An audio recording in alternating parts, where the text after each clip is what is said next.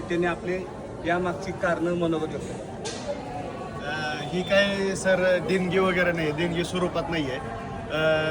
मागच्या फायनान्शियल इयरच्या एंडला अत्यंत अडचणीचा काळ माझा होता. त्या अडचणीच्या काळामध्ये थकून हारून मी भगवंताच्या इथं आलो.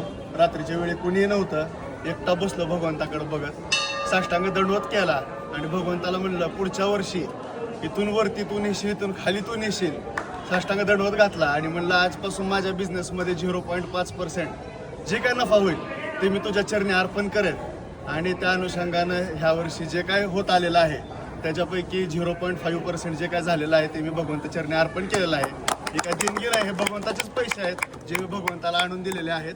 आणि त्या अनुषंगानं अत्यंत जोमाने आमच्या सगळ्यांची युवा लोकांचे काम करायची इच्छा आहे. माझे सर्व मित्र सगळेजण ह्यावेळेस अत्यंत ॲग्रेसिव्हली आम्ही सगळेजण काम करू आणि अत्यंत चांगला असा भगवंताचा उत्सव आम्ही पार पाडू ही सर्वांना ग्वाही देतो.